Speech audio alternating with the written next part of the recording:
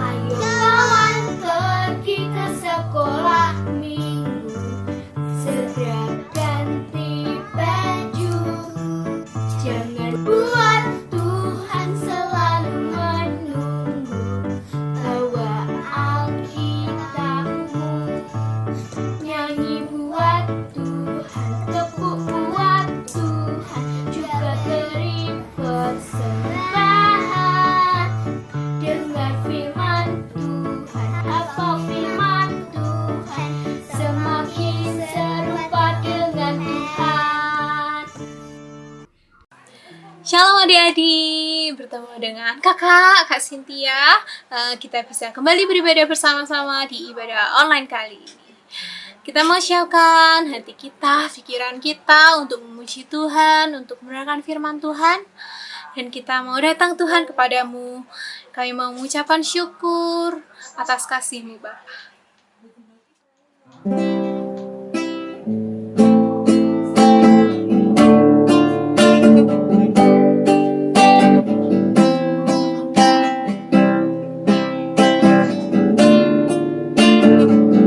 Katakan, Bapakku datang padamu,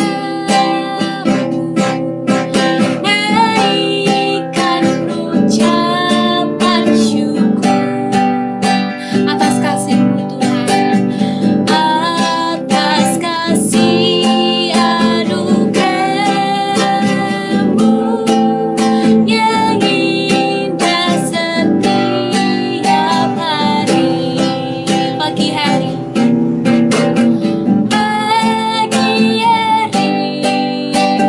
siang hari, sore dan malam hari, hentinya mengucap syukur atas kebaikan-Mu. Bapakku datang padamu, Bapakku datang padamu, naikkan ucapan syukur atas kasih-Mu Tuhan, atas kasih anugerah-Mu yang indah setiap hari. Pagi hari,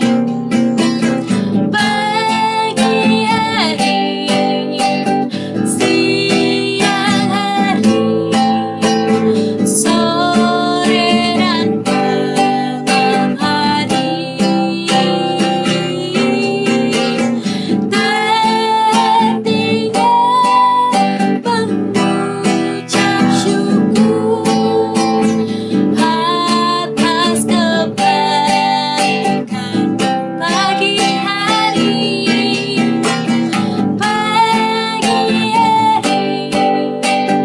siang hari, sore dan malam hari,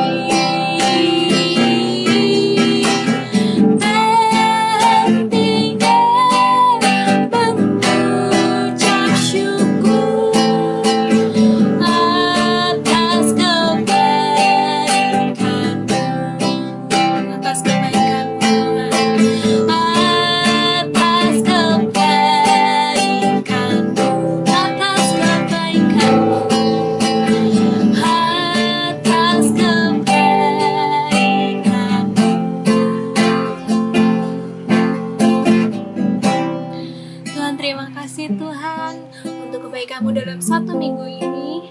Dan kami Tuhan saat ini mau beribadah Tuhan, kami mau memuji-Mu, mendengarkan firman-Mu, dan berkati ibadah ini dari awal sampai dengan hingga akhirnya. Dan sucikan kuduskan setiap kami Bapa. Biarlah ibadah ini Tuhan bisa menjadi kemuliaan-Mu, dan firman-Mu Tuhan bisa menjadi rema dalam hidup kami. Kami serahkan semuanya ke dalam tangan-Mu Bapa. Haleluya. Amin. Semangat memuji nama Tuhan ya adik-adik.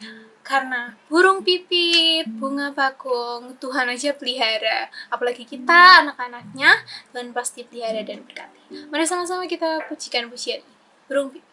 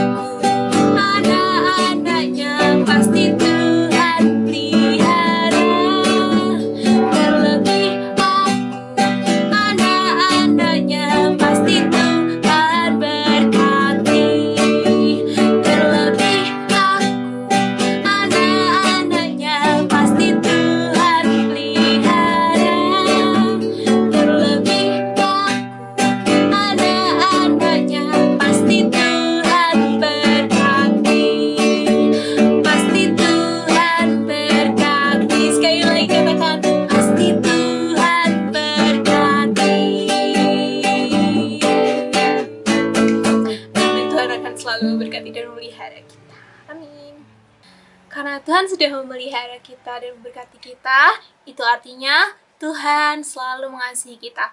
Dan kita juga mau mengasihi orang di sekitar kita. Mari kita bersama-sama pujikan pujian ini. Kasih.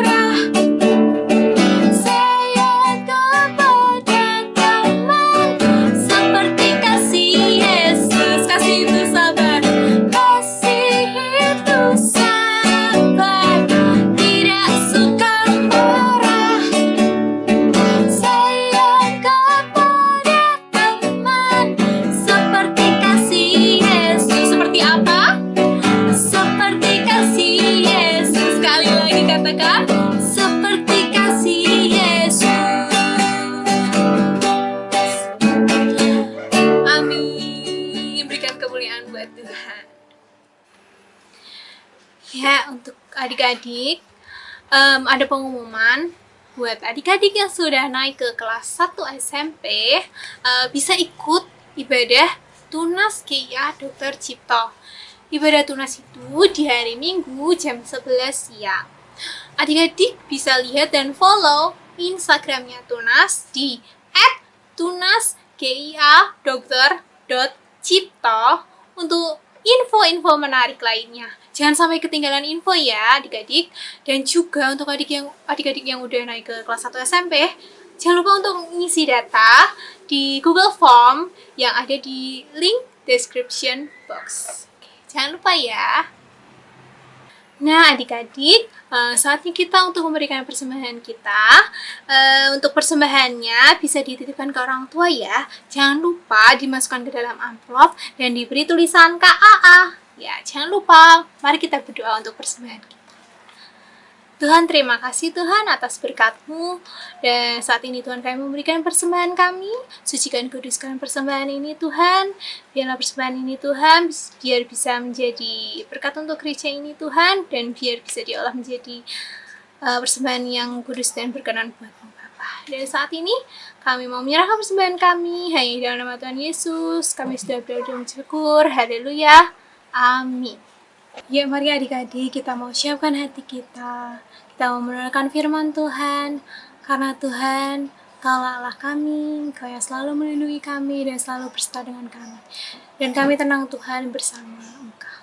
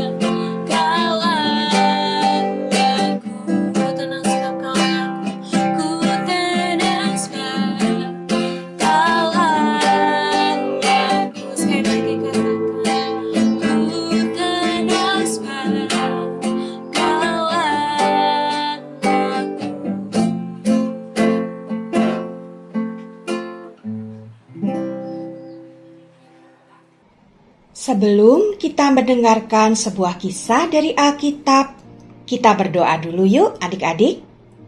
Terima kasih Tuhan untuk sukacita yang kami terima pada hari ini. Dan kami percaya Tuhan akan menolong kami memahami pesan Tuhan pagi ini. Dalam nama Tuhan Yesus kami berdoa. Amin. Shalom adik-adik. Kita jumpa lagi di hari Minggu yang diberkati Tuhan ini. Nah, pertama-tama hari ini kita akan tengok seorang raja yang adalah raja kedua bagi bangsa Israel. Oh, kalau Saul kan raja yang pertama. Nah, Raja Daud itu raja yang kedua bagi bangsa Israel. Nah, saat itu Raja Daud sudah lanjut usia, sudah tua. Nah, kalau Raja Daudnya sudah tua, lalu siapa yang akan menggantikan dia sebagai Raja Israel nantinya? Raja Daud punya beberapa anak laki-laki. Ada yang bernama Absalom. Nah, anak laki-lakinya ini gagah. Dia punya banyak kereta, banyak kuda. Tapi Absalom memberontak terhadap Raja Daud. Dia ingin menjadi raja. Wah, akhirnya karena dia memberontak, maka Absalom akhirnya terbunuh. Selain Absalom, Raja Daud juga punya anak laki-laki yang bernama Adonia. Adonia ini juga bagus perawakannya. Tapi lagi-lagi pada saat Raja Daud sudah tua, terbaring sakit, lemah tubuhnya, Adonia ini malah berusaha untuk mengangkat dirinya menjadi raja menggantikan Raja Daud. Tetapi karena Tuhan tidak berkenan, maka usahanya digagalkan oleh Tuhan. Mengapa? Karena Tuhan sudah menetapkan anak laki-laki Daud yang bernama Salomo untuk menggantikan Raja Daud menjadi Raja Israel yang selanjutnya. Kenapa ya adik-adik? Ternyata Salomo itu sejak kecil dididik dengan baik oleh nabi yang namanya Nabi Nathan. Dia dididik menjadi pribadi yang baik, menurut kepada orang tuanya, dan dia mengasihi Tuhan. Karena itu Tuhan berkenan untuk memilih Salomo menggantikan Raja Daud menjadi Raja Israel yang selanjutnya. Akhirnya Salomo diangkat menjadi raja menggantikan ayahnya, yaitu Raja Daud. Nah, setelah Salomo diangkat menjadi raja, hati Raja Daud merasa tenang, sehingga Raja Daud bisa meninggal dengan tenang setelah berpesan kepada anaknya Salomo. Raja Daud berpesan supaya Salomo tetap mencintai Tuhan, tetap berpegang kepada firman Tuhan, tetap bersikap baik sebagai seorang raja. Demikian juga Raja Daud mengingatkan Salomo bahwa dia mempunyai tugas yang diberikan oleh Tuhan, yaitu membangun bait suci. Ya, sebenarnya Raja Daud yang ingin sekali membangun bait suci buat Tuhan. Tetapi Tuhan bilang tidak, anakmu Salomo yang akan membangun bait suci bagi Tuhan. Nah, sepeninggal dari Raja Daud, Raja Salomo yang masih muda dan belum berpengalaman mulai merasakan bahwa ternyata menjadi raja itu adalah tugas yang sangat sukar ya. Tidak seperti yang dibayangkan oleh kakak-kakaknya yang sebelum-sebelum itu ingin sekali menjadi raja menggantikan Raja Daud ayah mereka.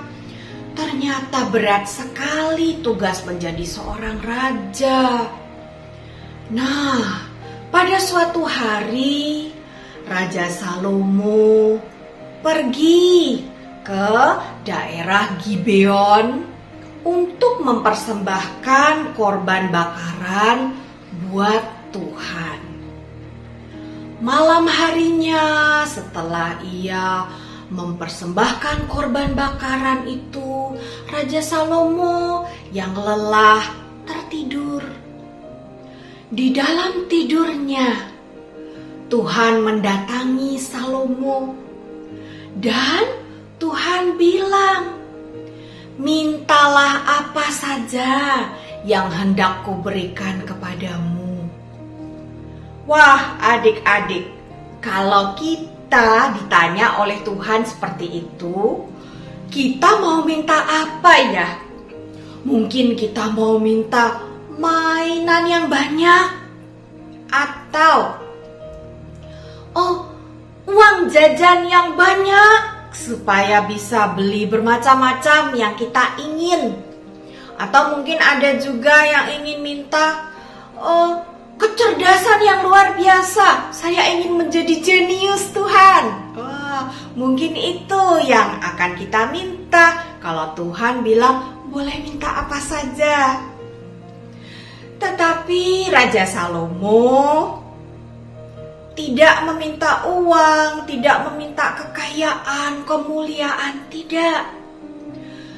Hanya satu yang diminta oleh Raja Salomo, yaitu hikmat yang dari Tuhan. Raja Salomo sadar betul, Tuhan, aku ini masih muda, belum berpengalaman, tapi Tuhan sudah begitu baik mau mempercayai aku menjadi Raja Israel. Karena itu aku tuh butuhnya hikmat kebijaksanaan supaya sebagai raja aku itu bisa membedakan mana yang baik, mana yang jahat. Kalau ada rakyatku datang kepadaku, minta supaya diselesaikan permasalahannya, aku bisa menjadi hakim yang adil, bisa memutuskan secara bijaksana. Nah, itu yang diminta oleh Raja Salomo. Dan Tuhan memandang bahwa permintaan Raja Salomo meminta hikmat adalah hal yang sangat baik sekali. Sehingga Tuhan selain memberikan hikmat yang luar biasa kepada Raja Salomo, Tuhan juga menambah loh. Tadinya kan Raja Salomo tidak meminta uang, tidak meminta apa-apa ya selain hikmat. Nah, tapi karena Tuhan senang sekali dengan apa yang diminta oleh Raja Salomo, maka Tuhan menambahkan. Apa ya yang ditambah? Tuhan menambahkan juga kekayaan. Tuhan juga mau memberikan kemuliaan. Apalagi umur panjang akan didapat oleh Raja Salomo juga kalau Raja Salomo tetap taat kepada Tuhan dan mengikuti apa yang diinginkan oleh Tuhan. Wah, sangat baik sekali Tuhan kita ya adik-adik. Ya adik-adik, ada satu peristiwa yang sangat terkenal. Mungkin adik-adik juga sudah pernah mendengarnya tentang hikmat Salomo yang luar biasa, tidak ada bandingannya. Nah, suatu hari ada dua orang perempuan yang datang kepada Salomo.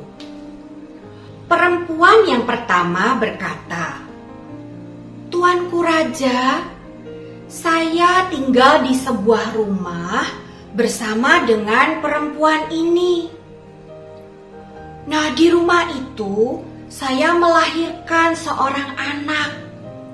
Anak itu sehat, Tuanku. Lalu setelah itu 3 hari kemudian, perempuan ini pun melahirkan anak juga. Di rumah itu tidak ada orang lain, Tuanku Raja, hanya kami berdua. Pada suatu malam, perempuan ini tidur dan menindih anaknya sehingga anaknya itu meninggal dunia. Tanpa saya ketahui, malam itu dia mengambil anaknya yang sudah meninggal, lalu ditaruhnya di dekat saya, dan dia ambil anak saya yang masih hidup, lalu ditaruhnya di pangkuannya.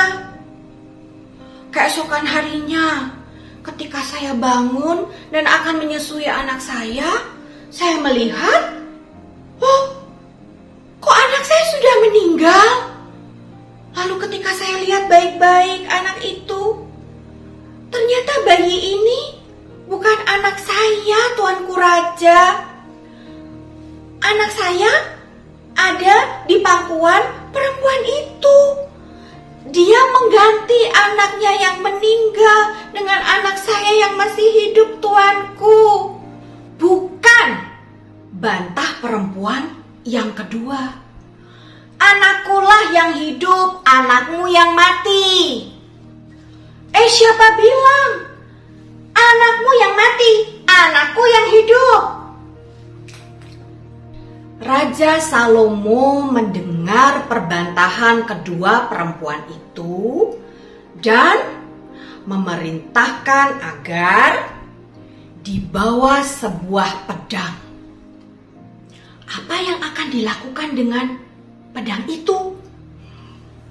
Setelah pedang itu dibawa, lalu Raja Salomo berkata, "Penggalah bayi itu menjadi 2 bagian. Yang separuh berikan kepada perempuan yang pertama, separuhnya lagi berikan kepada perempuan yang kedua, supaya semuanya dapat." Mendengar perkataan Raja Salomo, perempuan yang pertama langsung berkata, "Jangan, Tuanku Raja, hamba mohon jangan. Biarkan anak itu hidup.